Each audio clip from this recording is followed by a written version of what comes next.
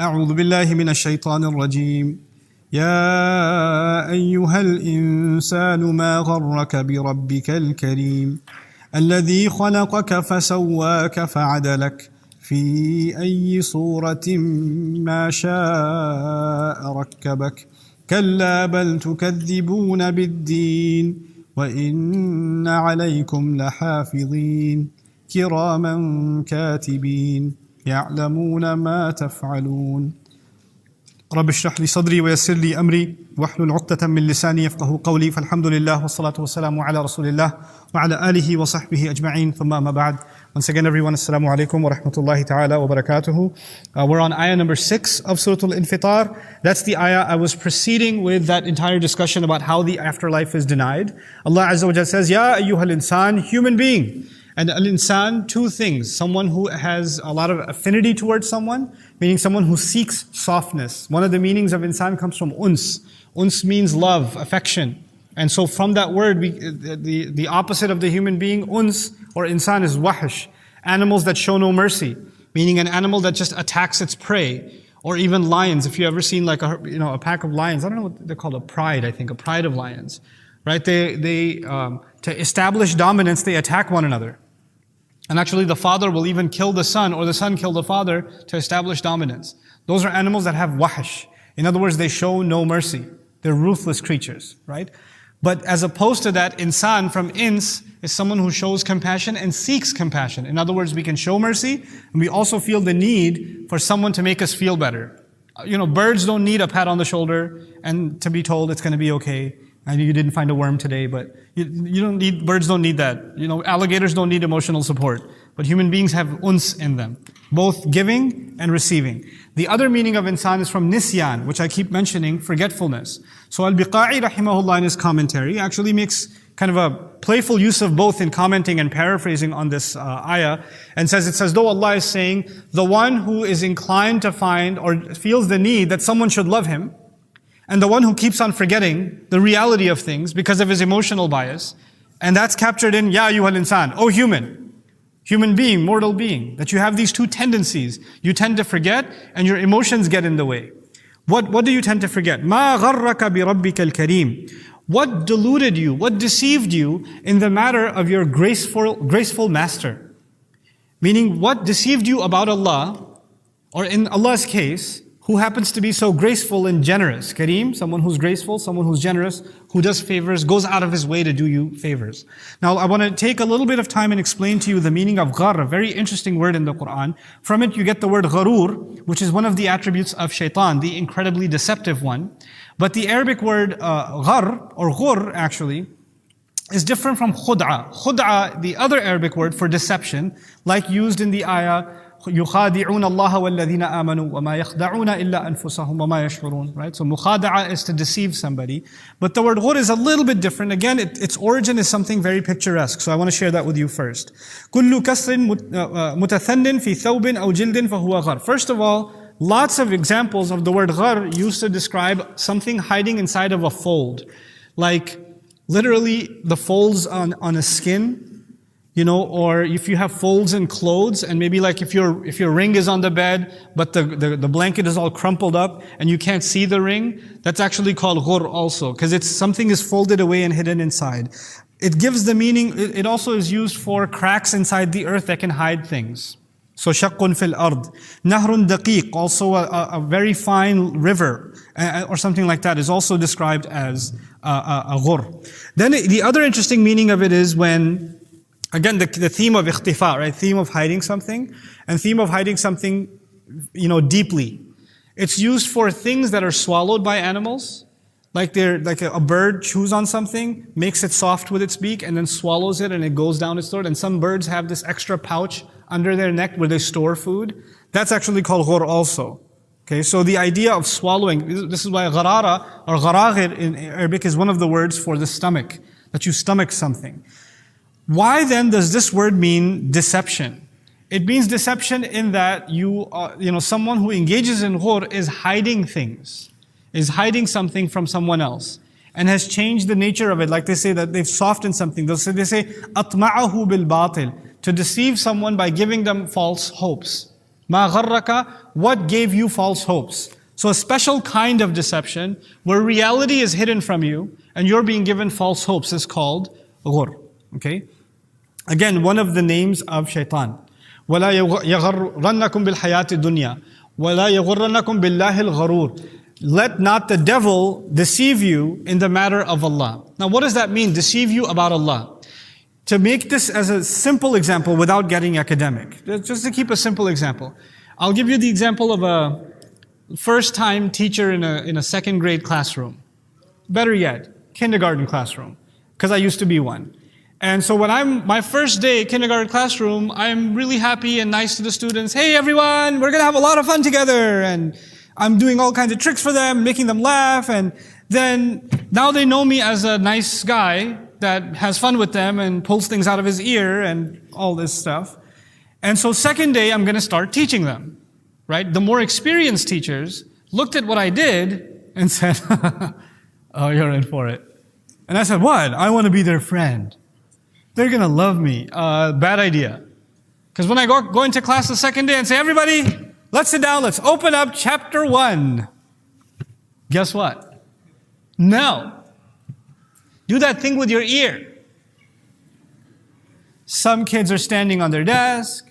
Some kids are poking each other's eyes out. This one kid is, I kid you not, writing on the wall and looking at me.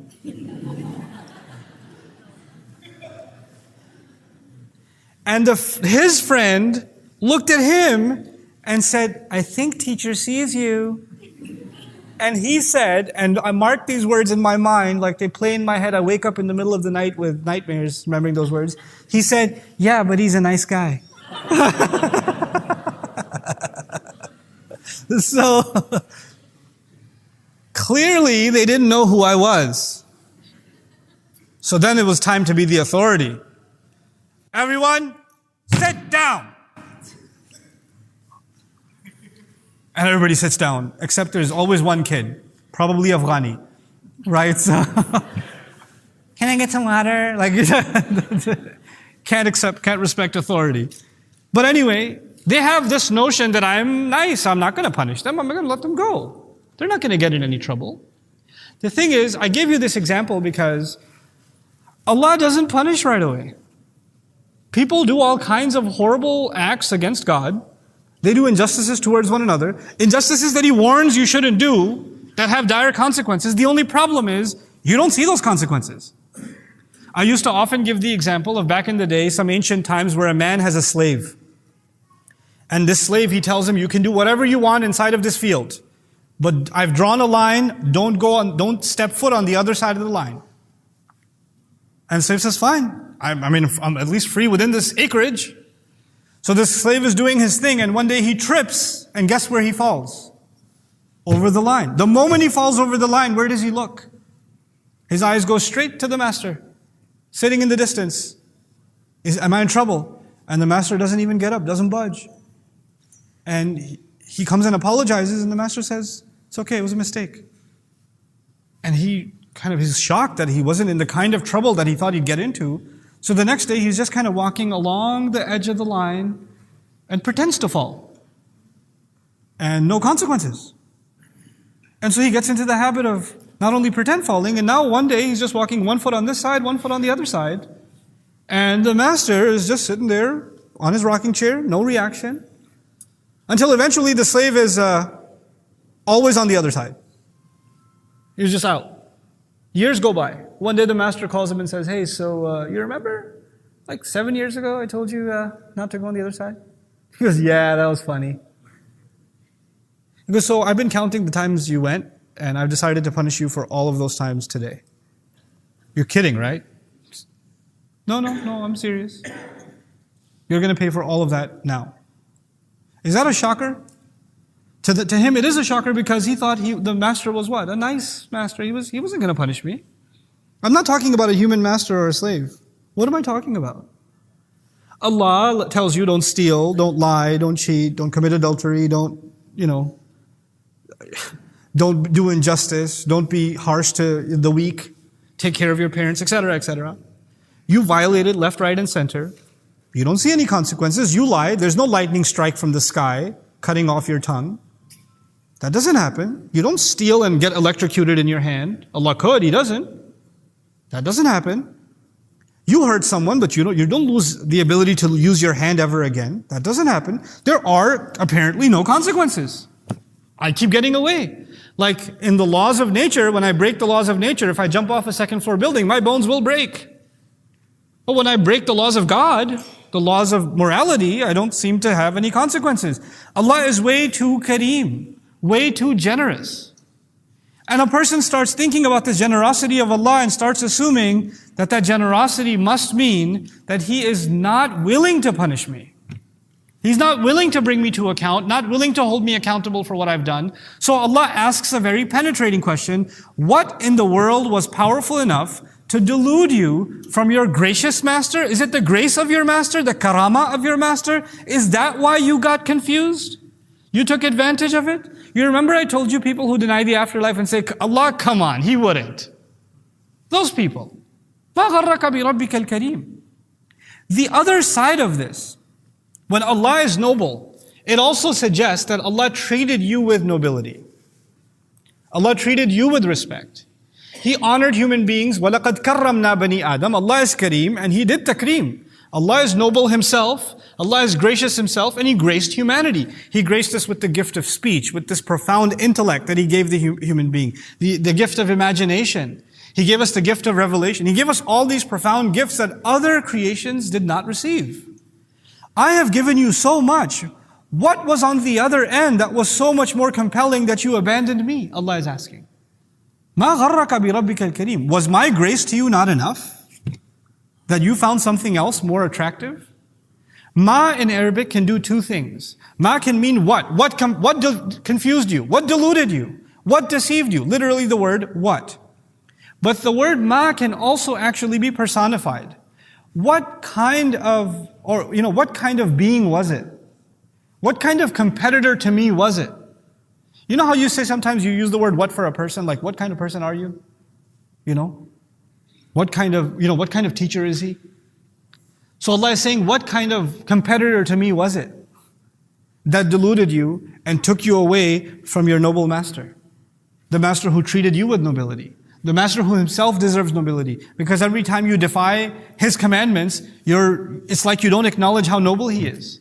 You have no regard and no respect for Him. When you abide by your parents' advice or counsel or their request, then you're honoring them.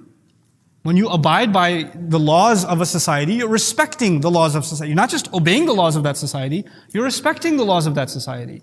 When we're abiding by the commandments of Allah, we're actually honoring Allah, not just obeying Him. Therefore, disobeying Allah's commandments is actually a denial of Allah's nobility, His grace, His greatness. مَا غَرَّكَ بِرَبِّكَ الْكَرِيمِ. And then He He makes this profound statement. There's somewhat of what might seem at first glance as a redundancy here, but I'll try to explain it to you bit by bit so it'll make sense. First I'll translate. الَّذِي خَلَقَكَ فَسَوَّاكَ فَعَدَلَكَ فِي أَيِّ صُورَةٍ مَا شَاءَ رَكَّبَكَ. This is one continuous statement. Meaning your master who created you, who then balanced you or evened you out. Sawwaka, you can also translate as, and He put finishing touches on you. First the wall is made with the ancient bricks and stone, and then there's a plaster that smooths out and makes everything even. That's taswiya. To put the finishing touches on something. So He didn't just make you raw, He actually put refined finishing touches on you. This is the nature of how Allah creates. سَبِّحِ اسْمَ رَبِّكَ الْأَعْلَى الَّذِي خَلَقَ فَسَوَّى. So here, خَلَقَكَ فَسَوَّاكَ. Same words again. He creates and then He puts finishing touches. He beautifies. He didn't just make the orange, He designed the gorgeous peel. He didn't just make the animal, He colored the fur. He did all kinds of finishing touches on creatures and on humanity. But then He adds فَعَدَلَكَ, which means He balanced you. The redundancy, apparent redundancy, is that the word adal and taswiya are similar. Adal means balance and taswiya also means balance in some cases, to equalize. Okay? But first I'll translate and then I'll share some of the subtleties that are inside this remarkable word. فِي أَيِّ صُورَةٍ مَا شَاءَ رَكَّبَكَ. In whatever form He wanted. In whatever shape He wanted. And it's actually, whatever is not a good translation, أي للتعجب. which means in what remarkable form did He decide to shape you and to build you piece by piece. Rakkabak, actually to put together layer after layer after layer. I'll get into the etymology a little later. So for now, the first thing. When Allah describes His creative power, He usually mentions two things. Either He mentions one, He created, الَّذِي خَلَقَ, or He'll say, for example, خَالِقُ كُلِّ شَيْءٍ, the creator of all things. But when He speaks about all creation, the most elaborate description that you get is الَّذِي خَلَقَ فَسَوَّى. He created and He put finishing touches. He balanced. He, evened out. That's the kind of verbiage you find. For human beings, Allah used an additional term, فَعَدَلَكَ. And He made you even. Now it's already even like every other creation, but apparently Allah is saying there's a level of evenness or balance to the human being that wasn't granted to any other creature. And so an additional word is necessary to illustrate how human beings are actually different in the way Allah created them from all other creation. Al-'idl nisfu al-himl yakun ala ahadi janbay al-ba'ir. Idl in Arabic, from which the word balance comes, is actually, when they used to load stuff on a camel, you can't really put stuff on top of a camel because it's kind of a narrow back. So you have to load stuff on the sides. But the thing is, if one side is too heavy and the other side not heavy enough, what's going to happen to the luggage? It's going to just flip over and tip. So you have to balance the weight on this side with the other side. One of the sides is called idl, the other is called ma'dul. That's actually what those words are used for. So that you have equal weight on both sides so the camel can actually move. The idea is, from the way that the word is used, is muwazanatu thiqlin fi janib bi thiqlin fi janib akhar hatta yattazina, to put one thing on one end and another on the other end to balance those two things out. By using that word, Allah is commenting on the nature of human beings and the way He designed us, that there are actually opposing forces inside of us that balance each other out. There are tendencies, there's anger on the one hand and mercy on the other. And they're both necessary. There are some things that necessitate your anger, and that at the same time, there are things that necessitate mercy. There's strength and delicacy. There are some things that require all of your might, and other things that require you to be very crafty and very delicate. There's your mind and your heart. Your mind is a rational, machine. It calculates, it makes decisions. But there are many decisions that you cannot just make purely based on reason. You have to actually involve emotion. You have to be merciful in your decision, patient in your decision, kind in your decision. Those are not rational forces.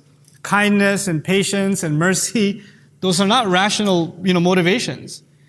For example, you're a business owner and you don't have the budget anymore, or you're thinking that the company won't be as profitable. You want to fire 3 employees. From a business point of view, from a rational point of view, from a budget point of view, just fire them now, get it done with. But these are people you've had relationships with. They've worked for you for a long time. They've been loyal to you.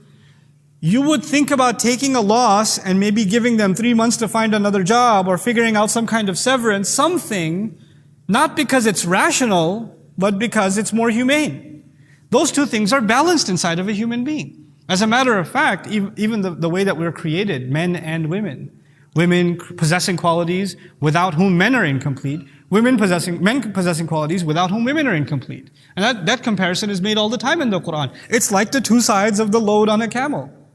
فَعَدَلَكَ. He balanced you, and of course, He balanced us in other ways. He created a balance between our body and our soul. Our spiritual needs and our material, emotional, worldly needs, they're balanced together. We're not angels. We don't just have spiritual needs, we have material needs too. But they're fused together and they're balanced in such a beautiful way. Even functionally, if you don't think about spirituality, think about work.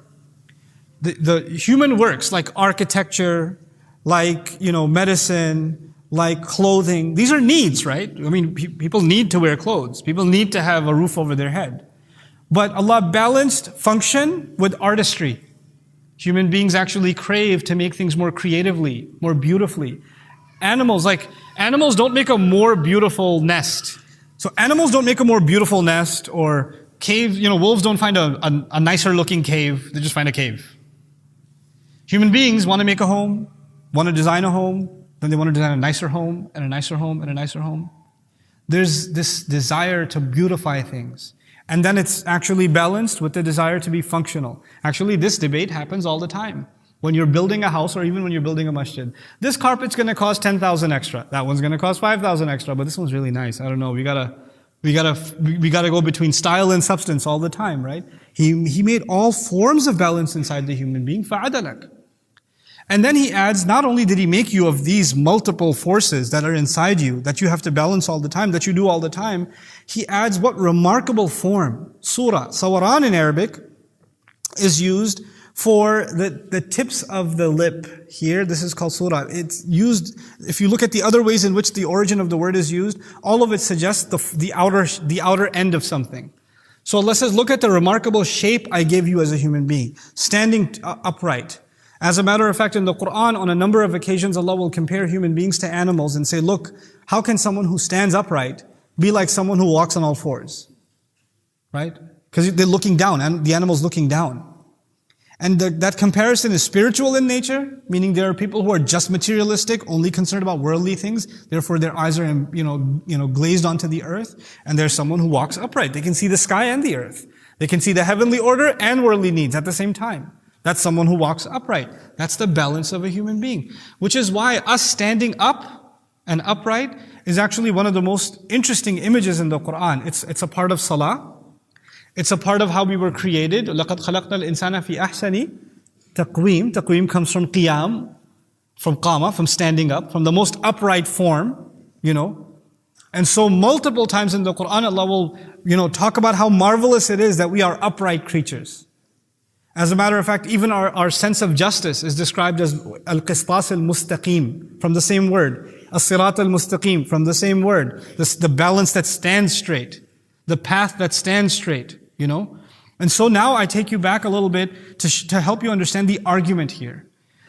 How dare you, what was it that took you away from Allah, your gracious master, Rabbik al-Kareem, the one who took so much detail and so much care in making you? You think He just made you so you can just walk away and... Do you not see the kind of care He put into making you? He didn't just create you. He put such beautiful finishing touches on you. Why do you have eyelids? Why do you have different eye colors? Why do you have, the skin that you have? Then on top of that, He put emotional and intellectual and spiritual balances inside you of all kinds.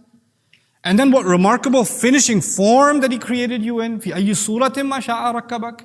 Rakkaba, also a very powerful word. Rakkaba tarkeeb actually means to put things one on top of the other. This is shay'un mutarakim. So why the word rakkabak? Your childhood, you have certain experiences. They determine what you're going to be like as a teenager. Your teenage experiences determine what you're going to be like as a young adult. Your young adult experiences determine what you're going to be like in your middle age, etc., etc. Your experiences keep building on top of each other. And whatever experiences you have are different from what I had, is different from somebody else had. He gave you so many different experiences that compounded you and made you. And now, human beings, so amazingly, we learn from each other's what? Experiences. We learn from each other's experiences. This is this amazing depiction of how human beings are made. So now let's get to the argument itself. If human beings are so remarkably created, so beautifully designed, and so balanced, why do they think this life shouldn't be balanced with the next life? Why do they think that Allah would create this world without balance, if you were created with such balance? Why do you think Allah would make you with so much care and so much delicate attention to detail and then just let you die and nothing more? Why wouldn't He give you, like He created you in such beautiful form, He made you for a much more beautiful home. And He's got that waiting for you. Why do you think that Allah, by the way, by Allah saying, you were deluded from your gracious master, is actually as if Allah is saying, I made you for heaven. I made you for that. Because a gracious master didn't create you for hell. A gracious master created you for heaven. And so He says, but no, you used the grace of Allah as a means to deny or practically just walk away from any sense of accountability. كَلَّا بَلْ تُكَذِّبُونَ بِالدِّينِ. No, not at all. You denied all of this. Instead, بَلْ تُكَذِّبُونَ بِالدِّينِ. You consider the deen a lie. Now what does the word deen mean? There's two opinions of ulama here. It could mean deen al-Islam, which means the religion of Islam. Deen is religion. But deen also means judgment, as in Maliki Yawm ad-din. In this surah, I'm far more compelled to think that in this ayah, the meaning is inclined towards judgment itself. It is in fact that you thought that Allah is too graceful to punish you, so there's not going to be any judgment. So you allowed shaitan to tell you that Allah is way too kind and He won't be punishing you at all, so you can do whatever you want. And as a result of all of that, تُكَذِّبُونَ بِالدِّينِ, you are considering the ultimate judgment and the precise judgment of Allah, you consider all of that false. You call all of it a lie. Whether you verbatim say that you believe it or not means nothing, because you hide behind Allah's grace or your delusional version of Allah's grace. Now, before I move any further, I do want to, somebody pointed something important out, and I want to kind of balance, speaking of balance, I wanted to balance the discussion I had with you guys before. You know, I told you how there are some people who place someone between themselves and Allah, like some people even put Rasulullah in that category. The balance side of that equation is that does not mean that the Messenger of Allah is irrelevant. Our love for the Prophet ﷺ, our dignifying of the Messenger ﷺ is of the highest caliber. As a matter of fact, there's no nasheed, there's no praises of the Prophet sung, or any poetry made for the Prophet ﷺ that comes even close to the Quran. You want to understand the status of the Messenger of Allah ﷺ? Study the Quran. Study how Allah dignifies His status, how Allah exalts His status. But even then, after all of that, as high above us the Messenger of Allah is, Al-abdu abdun wa in taraqqa, wal-rabbu rabbun wa in tanazzal. The slave remains a slave no matter how high up he goes. Our Messenger went all the way up to the arsh of Allah, but still he is what? A slave.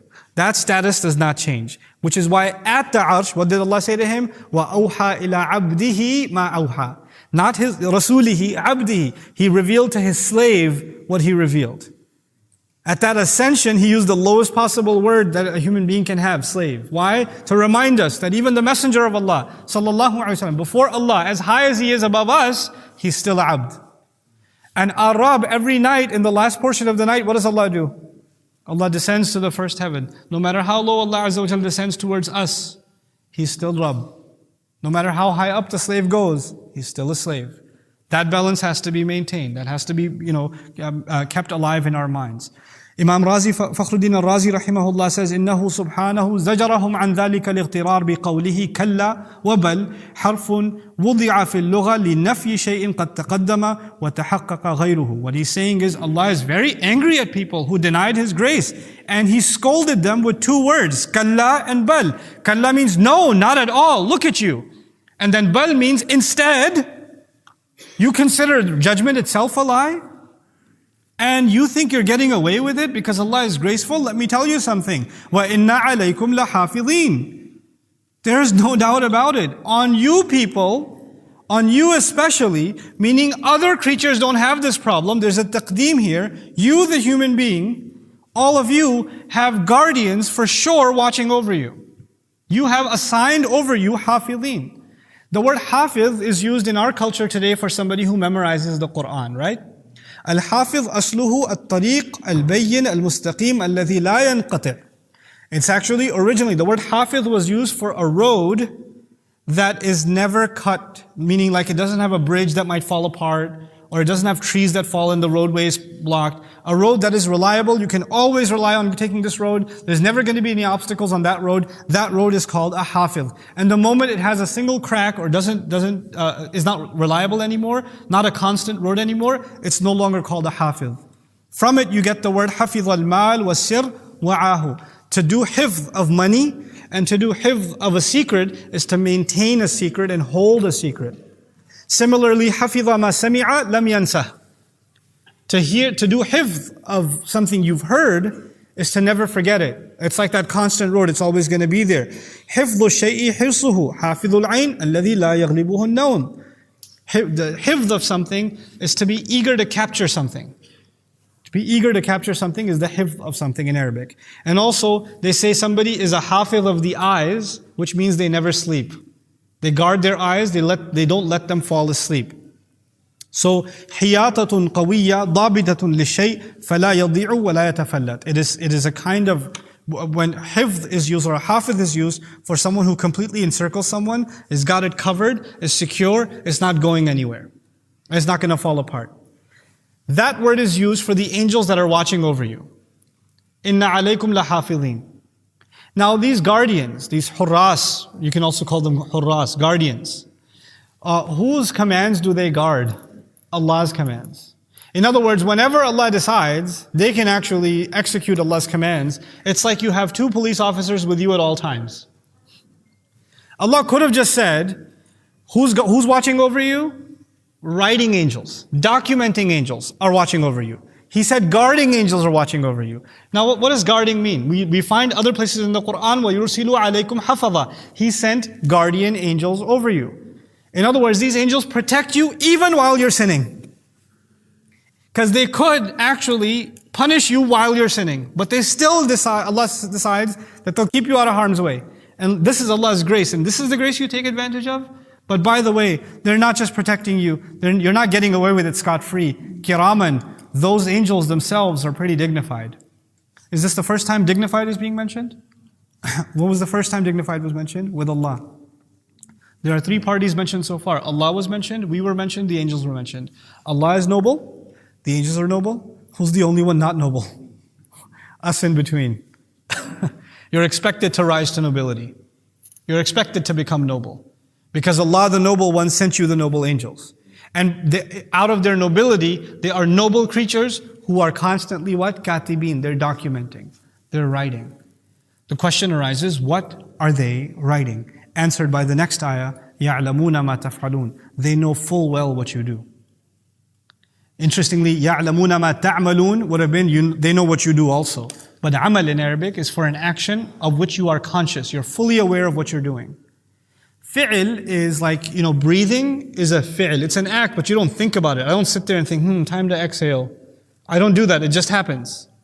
When you're walking, you may be conscious of the direction you're going in, but you're not necessarily conscious. Come on, leg, next step now. You don't do that. It just happens. That's a fi'l. That's a fi'l. So here he says, يَعْلَمُونَ مَا تَفْعَلُونَ. They know even the things you don't realize you're doing.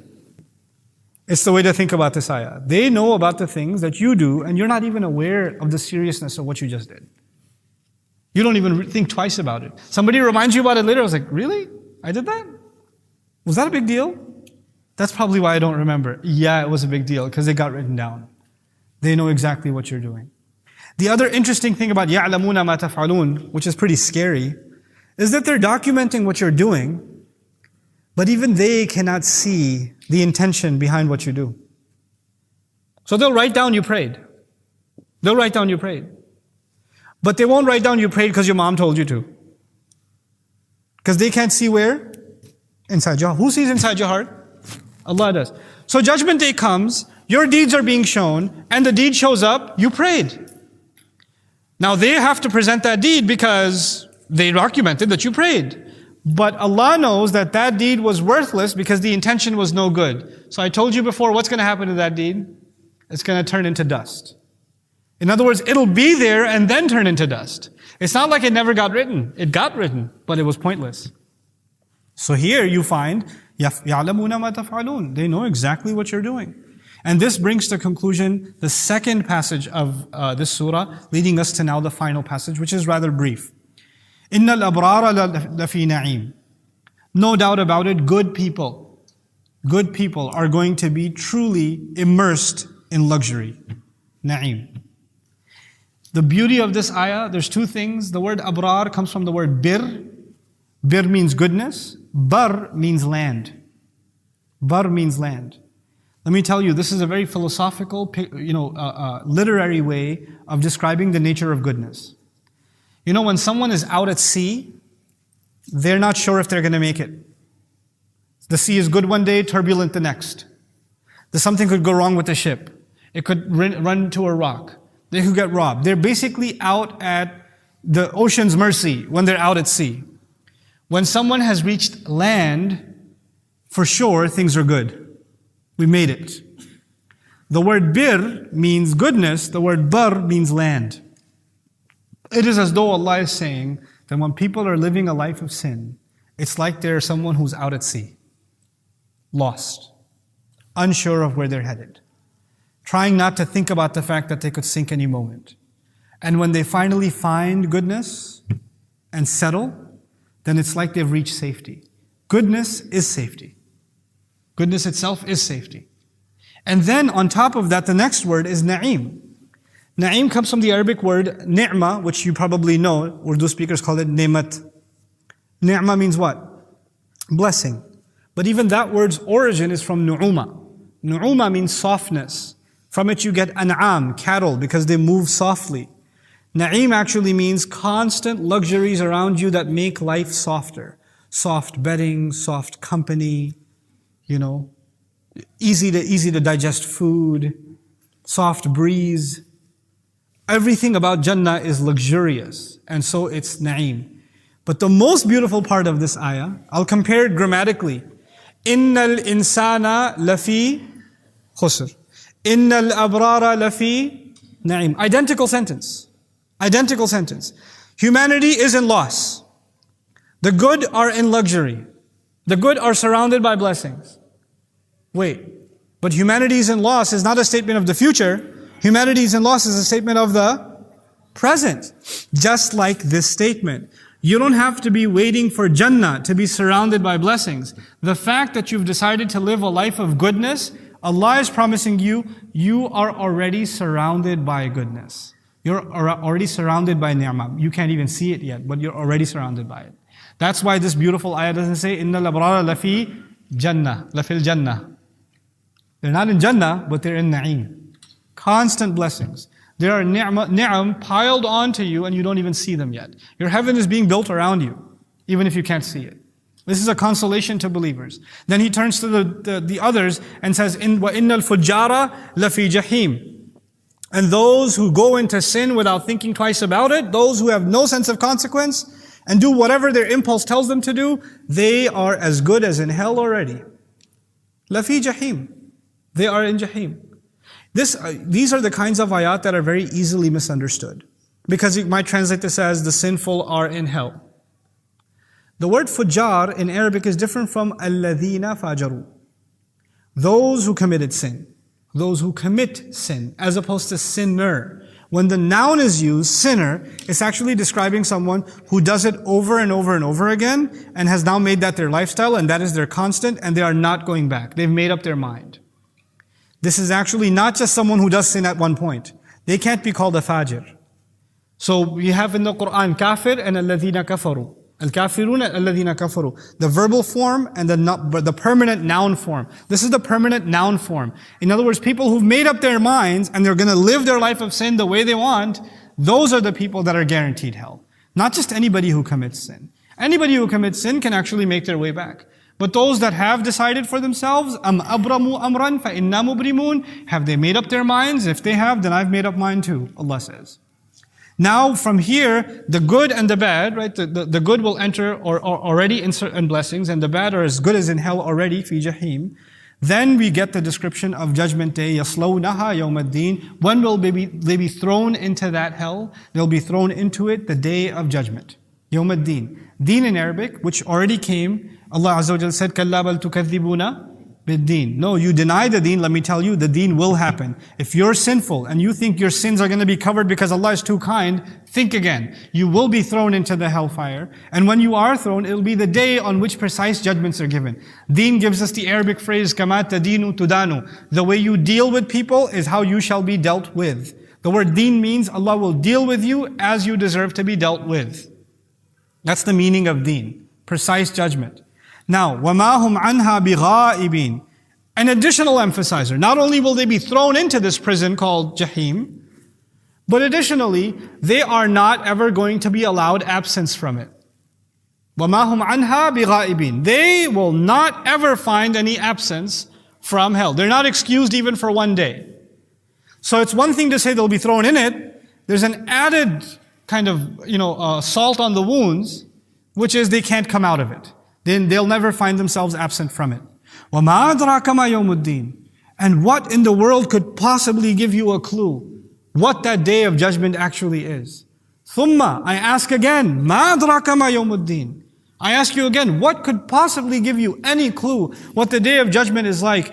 After so many descriptions, now Allah gave us descriptions about the sun folding up and the stars falling apart and the mountains sailing away. We read all of this stuff. Why is Allah asking, what do you think Judgment Day is like? Because Allah is not talking about resurrection right now. He's not talking about the day of the end of the stars and the earth. He's talking about judgment. The last day has many names. He's saying, what do you think that judgment's going to be like? He's highlighting that question about Judgment Day. It's the answer to this isn't, I know what it's going to be like when the sun gets folded up and the stars fall apart. No. That has nothing to do with judgment. Allah is saying, what do you think Yawm al-Din is like? The day when judgment passes. Do you have any clue what that's going to be like? Let me tell you one thing that should answer it all. One statement, if you internalize it, you'll know how judgment is going to play out on that day. Because this particularly is important because there were people who thought Allah is graceful and therefore He won't pass judgment. Let me tell you how it's going to go. يَوْمَ لَا تَمْلِكُ نَفْسٌ لِنَفْسٍ شَيْئًا. The day on which no person will have any control, any authority, any power over any other person. Now, I want you to understand what happened here. First of all, Allah said, don't think that I'm going to go easy on you because I'm Kareem. That I'm graceful and you get to sin. That's gone. Now this person is clear that I cannot place my false hopes in Allah if I do sins and don't repent.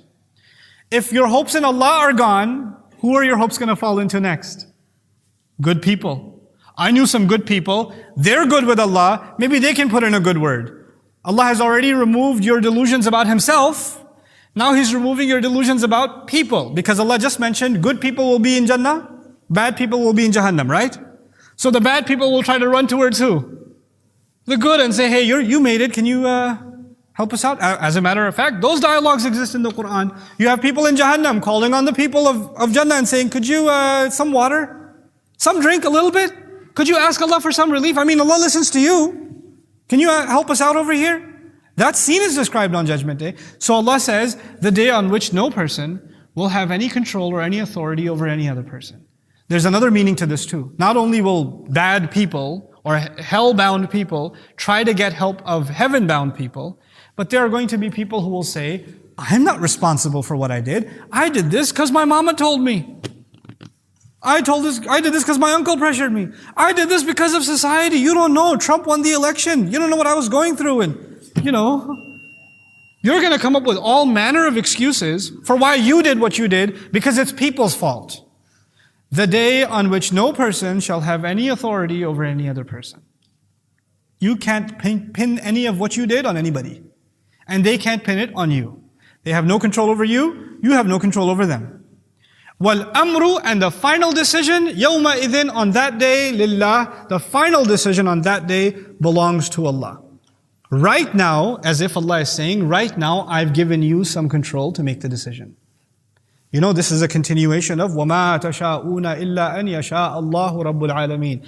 What do you have free will right now. You think you're going to have free will when Judgment Day starts? No. Then only what Allah wants is going to happen. Now He's saying again, that day, decision will belong to Allah. As if to say, right now, the decision belongs to who? You. Right now, make up your mind. Set yourself straight, because then it's too late. Then I'll be making the decisions.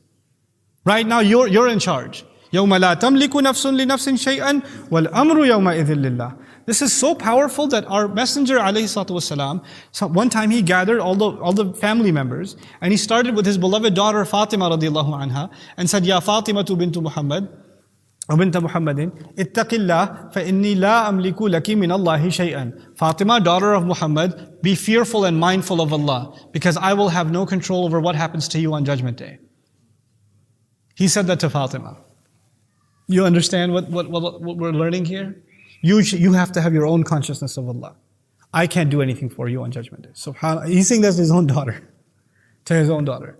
As I've wrapped up the view of this surah, I wanted to highlight to you, again, some matters of coherence and how things are organized inside of this surah.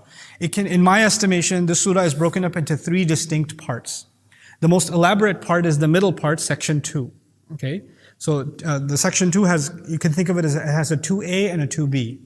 But it's not a very difficult coherence to understand. The first part is إِذَا السَّمَاءُ انْفَطَرَتْ وَإِذَا الْكَوَاكِبُ انْتَثَرَتْ وَإِذَا الْبِحَارُ فُجِّرَتْ وَإِذَا الْقُبُورُ بُعْثِرَتْ. When the sky tears open, when the stars fall apart, when the oceans explode, and when the graves are toppled. then every person will know what they sent ahead and what they left behind. Remember that those first 5 ayat are the first section of this surah. Now, what happens in those ayat, if you pay close attention, those ayat describe how Judgment Day begins. Because what are the first events? The cataclysmic events and people coming out of their graves. That is the beginning scene of Judgment Day. And if you notice, by the end, إِنَّ الْأَبْرَارَ لَفِي نَعِيمٍ وَإِنَّ الْفُجَارَ لَفِي جَحِيمٍ يَصْلَوْنَهَا يَوْمَ الدِّينِ وَمَا هُمْ عَنْهَا بِغَائِبِينَ. All of those ayat, the good will be in heaven, the bad in hell. Allah will make the final decision. That's not the beginning of Judgment Day. That is what? The end of Judgment Day. So the opening scene of Judgment Day is at the onset of the surah, and the closing scene of Judgment Day is at the very conclusion of the surah. Interestingly enough, in the beginning, Allah said, عَلِمَتْ نَفْسٌ مَا قَدَّمَتْ وَأَخَّرَتْ. In that first section, He said every person will know what is it that they sent ahead and what is it that they left behind. In other words, every person can pass a full verdict on where they stand on themselves. They already know where they stand. And by the end, Allah says, no person shall be able to help any other person, and I'll make the decision. In other words, you already know where you stand, and now I'll give the decision also. So from both sides, understand the logic of these two sides. You know, sometimes a judge passes a verdict, and the person who's been sentenced to prison says it wasn't a fair trial. I don't agree with the evidence. I don't admit. You know, because you can confess to your crime or you could deny. In the first passage, by the end of it, a person deep down inside has already confessed. They already know what they sent ahead and what they left behind. And by the end, Allah passes His verdict too. In other words, that decision will not be contested. Even the one being thrown into hell will not be contesting that decision. They themselves will testify that yes, we were in fact, we were taghun, we were rebellious. Now, the literary qualities, some brief things I wanted to bring to your attention. Bringing ahead and taking forward is a description of movement. Right? And if you notice the description of Judgment Day, everything is in motion. You find the star exploding, or the sky exploding, the stars falling apart, and the oceans exploding. Everything is in motion. And Allah, complementary to that is us sending things ahead and leaving things behind. Even the things we do are in motion. If you compare the last surah, you saw light was taken away. Stars were getting dulled, the sun was getting folded up. You recall all of this, right? And in the midst of all of that, what did Allah say? People will know what to present for themselves. In other words, the world is covered in darkness. Now the only thing in view is your deeds. That was that contrast presented in the previous surah. Now, I want to share some things with you about section 2 in particular, and then we'll talk about section 3. In section 2, it's basically 2 fundamental parts. Part 1 is how Allah is graceful and you took advantage of that. I took a lot of pains to explain that to you today. And part 2 is how the angels are graceful and they're going to record everything that you're doing. The angels are documenting everything that you're doing. So, karama or karam is mentioned twice, once attributed to Allah and once attributed to the angels. And in between the two of them is the condemnation of human beings who don't act in a graceful fashion. كَلَّا بَلْ تُكَذِّبُونَ بِالدِّينِ. Right in the middle of both of those is no, instead you consider the religion a lie. That forms that section 2, which is of those 2 fundamental parts. Even though there's a middle ayah there, those 2 fundamental parts once again are Allah's grace, Allah's karam, and on the other side, the karam of the angels who are documenting. Okay? Now, that's your section 2. Finally, in section 3, I love just this study is so beautiful. How many groups of people were defined in the beginning of this section? إِنَّ الْأَبْرَارَ لَفِي نَعِيمٍ وَإِنَّ الْفُجَّارَ لَفِي جَحِيمٍ. 2 groups of people. If you go to that's how this passage opens. When you go to how this passage ends, what does Allah say? The day on which no person shall have control over any other person. How many persons are mentioned? 2. 2 at the top, 2 at the bottom. Then there were 2 ayat about Jahannam. What were the 2 ayat? They'll be thrown in hell and they won't be coming out of it. They won't be escaping from it or they won't be ever absent from it. 2 ayat were dedicated to hell.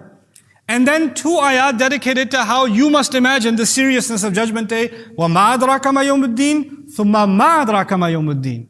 What will give you a clue what the day of judgment is? Again I ask, What would give you any clue what the Day of Judgment is? So 2 emphatic declarations about hell, and then 2 emphatic declarations about Judgment Day in the middle, and at the top 2 entities and at the bottom 2 entities. And now I want to share with you finally, inshallah, just some things about, I'll go back to section 2 and share something about how things are composed. Now, let me capture an overview again. First passage was the opening of Judgment Day.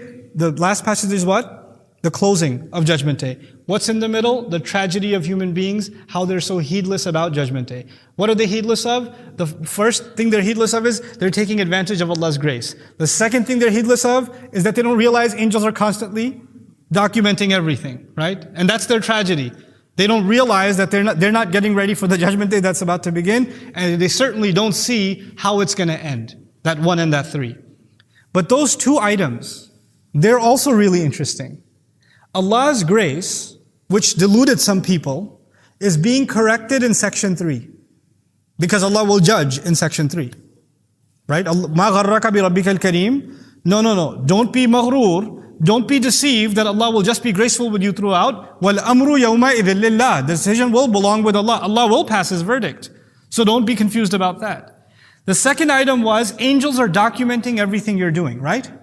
If you go back up to section 1, it's actually elaborating when people will know what they sent ahead and what they left behind. How will they know that in full view? Because what the angels have been documenting. And when that's fully exposed, subhanAllah. So it's the middle that elaborates the conclusion and the beginning. But the intricate system of ayat, in every surah, there's always some kind of a method and order that brings the arguments together. And that's one of the most fascinating things about the Quran that I'm hoping to highlight in the course of these durus. Thank you so very much. I'm very grateful to the masjid once again for their hospitality.